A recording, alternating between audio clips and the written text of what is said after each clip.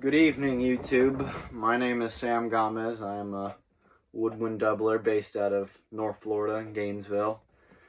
And today, in between my legs, and the reason I have a giant smile on my face, is the Selmer Rosewood Model 40 Contrabass Clarinet. The Mac Daddy of them all. This instrument has been graciously lent to me by a buddy in town. I'm playing this instrument for his clarinet choir, and I've been allowed to hang on to it for about the past week or so. So I've had some time to really get acclimated, adjusted to this instrument. So a little bit about this instrument. So this one was made in the early 70s, I want to say. It has a B serial number. And it's a blast to play.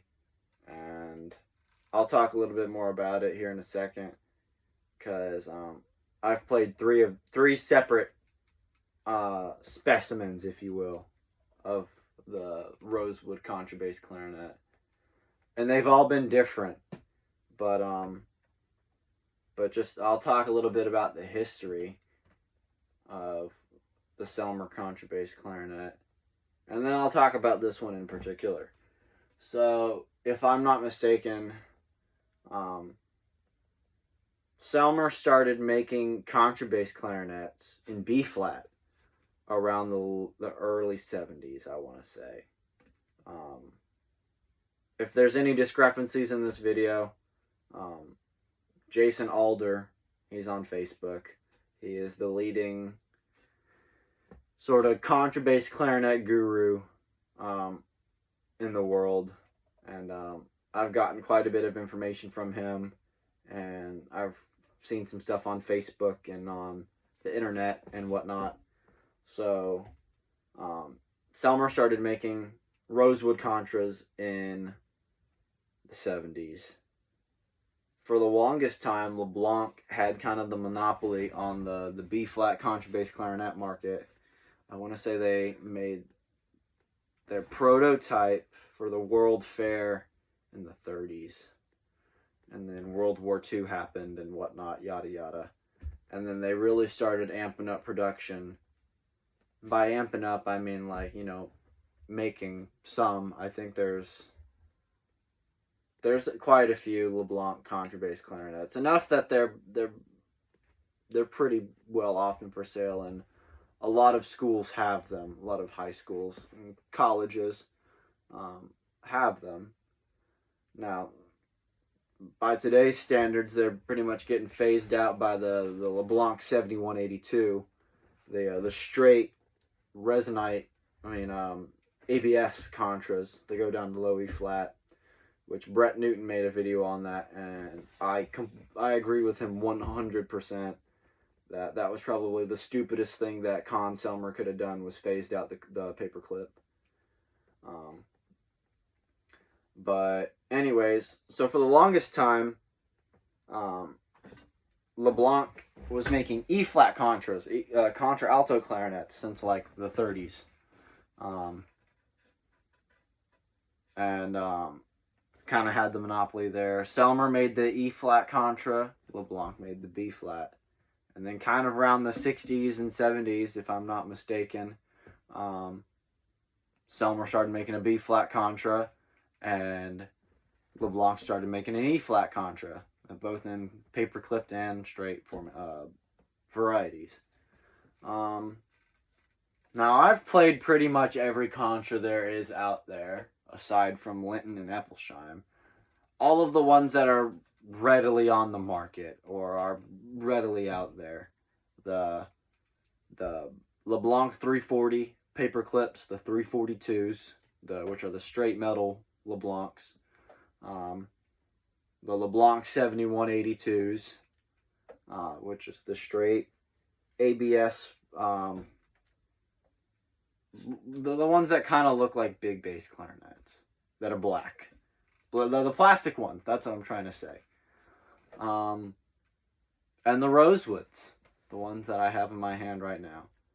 Now, USF, the college that I went to, has one. And I'm not sure if it's just incredibly dark rosewood or if it is in fact grenadilla, because I played on one in college and it was pretty much black. I want to say it was grenadilla. If that is the case, it is one of the very, very few examples of a Model 40 contrabass clarinet in grenadilla, because it is very hard to get a piece of grenadilla, first of all, this thick and this long. I mean, this is one of the joints right here. That's an easy 2-3 foot right there. Not to mention this joint right here is another probably 3.5, 4 foot. This is a big instrument. But they're all mostly made out of rosewood. I have seen some alto clarinets that Selmer has made that have been in fact grenadilla. They're rare, but I have seen them out there. I've seen about maybe 3 examples. There's actually one for sale as of this moment in time right now that I am posting this video. There's one on eBay right now, I think for like $75. But yeah, I mean, I much prefer the LeBlanc Contras, if I'm being quite honest. The paper clips and even the straight metal ones, I really do not like the ABS ones. And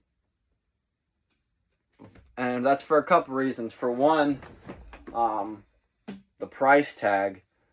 I think these right now are like 40 some odd $1,000. This is a expensive hodgepodge of engineering wood and metal that I have in my hand. And hard rubber and leather. Well, this is a ligature, but you know what I'm talking about.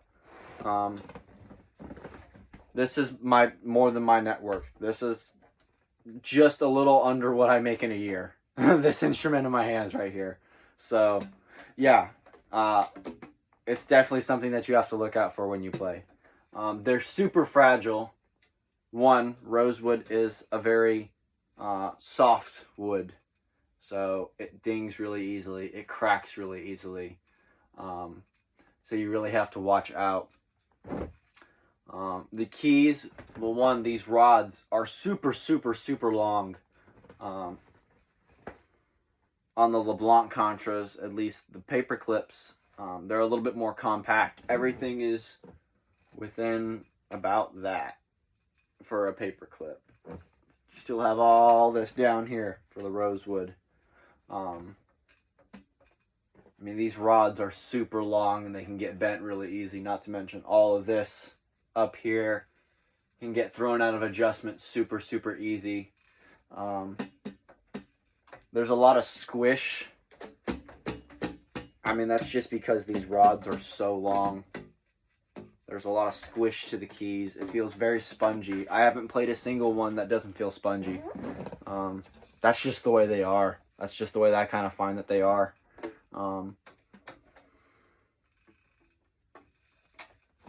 They're a pain in the behind to get put together.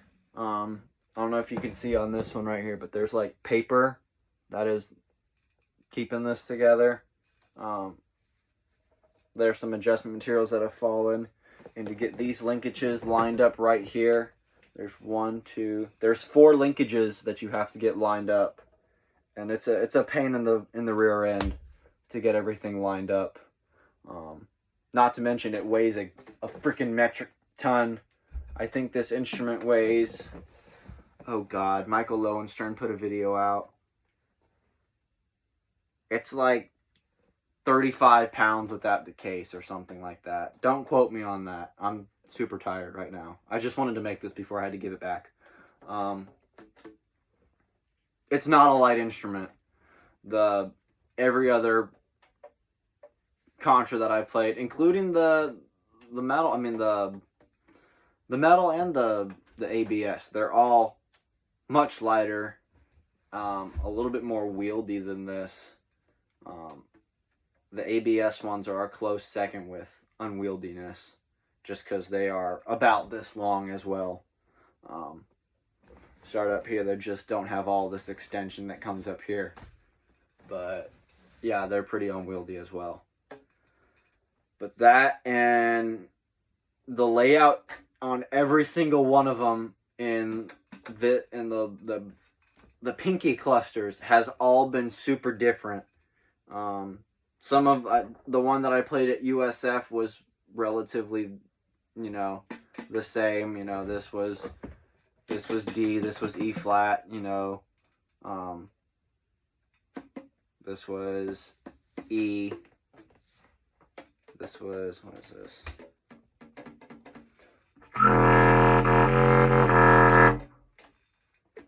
That sounds like F. That should not be F. But anyways, all the things that are supposed to be where they are, there were. But this is incredibly different. For one, the one that I play, the one that I've played at college, it had a low D key over here. This one does have a low D key as well, but it's this right here. It's the E flat, what's supposed to be the E flat trill key. No, that activates low D. So that's a super pain in the ass. So you have to play low D like that.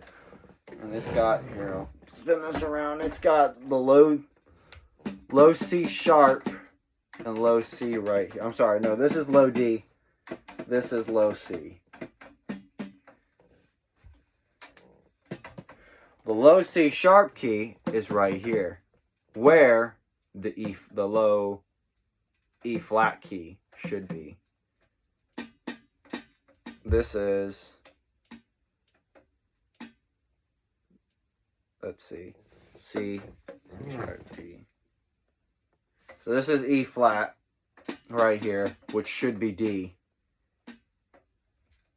This is F, that's pretty normal. This is G sharp, that's pretty normal. The rest of these are pretty normal in your right hand. That's E, that's F sharp, that's E, G, sharp. Yeah, I'm sorry. I don't play a whole lot of clarinet. And when I do, I just read the paper and I know what fingerings to press down. I don't much pay attention to note names. So that's E, G, that's G sharp, that's F, and that's low D. The trill key that's supposed to be this right here. So usually there'd be a key right here that you'd hit, and that's low D. That is what operates low D, and I'm not about to pick this damn thing up but you can see that's operating all of that down there. All that down there. And it's got trill keys that operate a bunch of stuff up here, and that gets sent out of whack, and seldom do these feel super great. I mean, I don't know if you can see all the play that's right there. Got all these damn ants in my camper. But yeah, I mean, it's not a super comfortable instrument to play. I mean, you can play it sitting down. I mean, I'm sitting down on my camper stool right now. I mean, on my camper chair. So, I mean, you can sit in a chair and play it. I mean, it's got a peg. It's actually pretty, you know. You don't have to grab a bar stool to play it, which is pretty cool. I mean, it's not all the way up here. It comes down. You can sit on a chair. But other than that, these fall out of adjustment really easily. They're expensive. They're expensive to fix. The key work, it feels really spongy And now keep in mind, I haven't played any of them that are brand new. I've played them that are... This one is pretty well in adjustment. I mean, I can play just about every note on this horn. Nothing leaks. This is about as good as it gets right here. I mean, there's some stuff up here that... I mean, there's adjustment materials that need to be fixed. But, I mean, this is about as good as it gets. Feel-wise, underneath the fingers. So, these don't feel super great. I mean, if you're looking for something for feel, go with a LeBlanc. I mean, those are pretty cut and dry. Once they're an adjustment anyways. Once the LeBlancs get an adjustment, the ones that like the paper clips and 342s, the long metal ones, they're made out of nickel silver, so it's hell or high water to bust them out of adjustment unless you're like throwing it around everywhere, or it's been adjusted a bunch of times like the ones in the school systems have.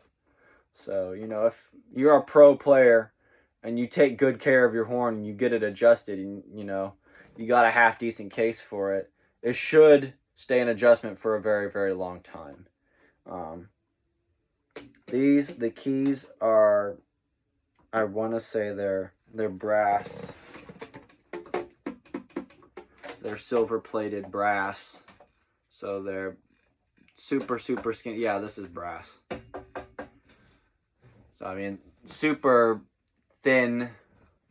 I mean, like I said, these rods are really long, so it doesn't take much of anything to get them bent out of adjustment. It's super heavy, so God forbid this thing fall over. It's 9/11. It's just, you know, whoa.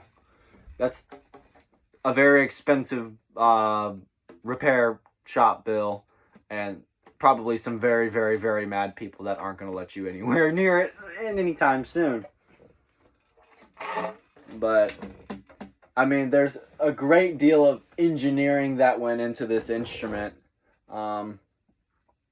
There's just some notes on it that just don't sound super great. For example, let me adjust this up real quick. I'm a tall individual. I still need to have this play pretty high. Let me drop this. It's kind of hot. A.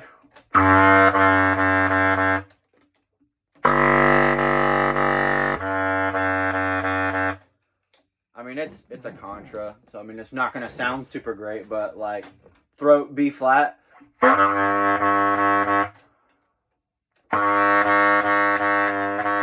you try and play that with the octave key, I mean with the register key, it's not going to sound the best.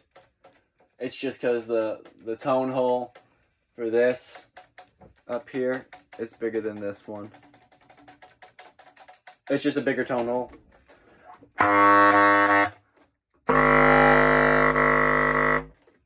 But I'm playing on a LeBlanc Shedville mouthpiece with a old stock Van Doren 2 that I've worked on. Here's a piece of history for you. How many are left in here? 1, 2, 3, 4. Okay, cool. Still a decent amount. I don't plan on using any of these times any soon. That's what they used to look like. They used to come in this long package as opposed to like the box that you see nowadays. Older cane. So this is a 2 that I'm playing on that I worked quite a bit on to get it, you know, to free up to get some rattle going.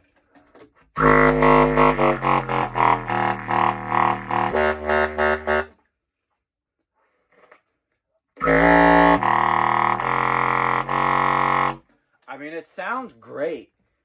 I mean, it's a good... When it's an adjustment, it sounds fantastic. There's just some notes on this that are not super well in tune. I mean, those are the gravy notes right there.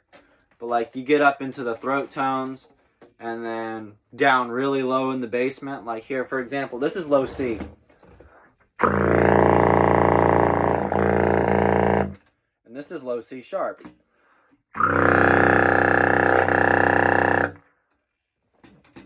Kind of hard to tell the difference. I mean, I could lip it up. Or lip it down, I'm sorry.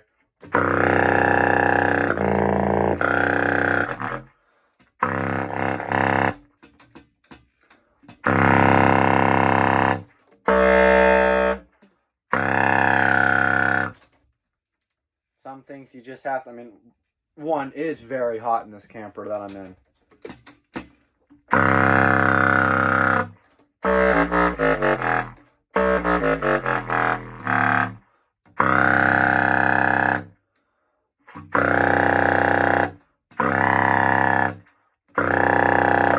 That's C, I mean, this is D. This is C sharp. And this is C. Kind of hard to discern between all of that rattling. I mean, if you're not used to listening down that low anyways, of course it's going to sound, you know, hard to discern the notes.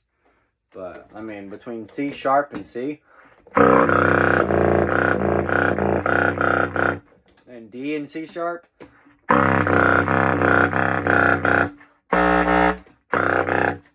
I guess if, like, you play the octave above it, but on any given day, it's kind of hard. What you usually have to do is take a tone hole crescent and put it in the tone hole, and that will raise the pitch of the low C sharp. That way it actually kind of sounds like a note.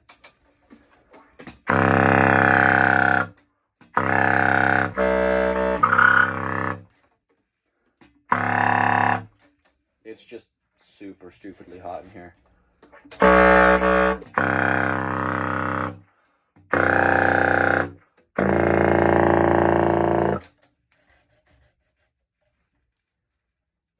I'm really out of tune, I'm sorry. I'm just going to say that.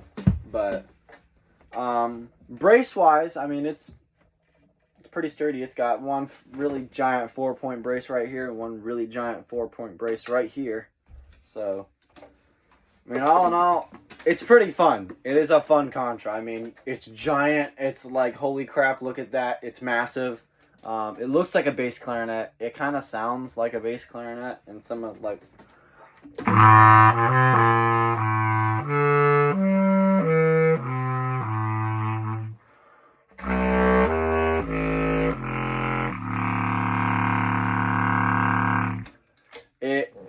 It blends a little bit more. There's not as much rattle as there are with the metal ones. I mean, don't get me wrong.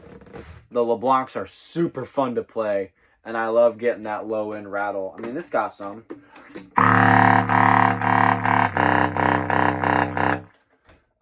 It's a little bit warmer, honestly. I mean, that it's coming from a low reed player's standpoint, but this is it's a fun instrument. It's kind of a pain in the ass to lug around and to take apart and to put back together and to make sure it stays in adjustment and all of that other stuff. And there are some notes that kind of suck on this, but then again, what instrument is there that there are notes that don't suck, you know? So you take some, you give some. It's a wonderful piece of engineering. I mean, it's a gorgeous instrument. It looks amazing. Do I think it's worth the $40,000 price tag or however much it is? The price of a very nice car, keep in mind you. I can see why it is this expensive, but I wouldn't pay it. $20,000 sounds about right. You know. It is what it is. I don't know how much it costs to make one of these, but anyways, I'll play a little bit for you before I wrap this video up, just because this is a very fun instrument to play. I just like honking stuff out, so let me see what I've got here.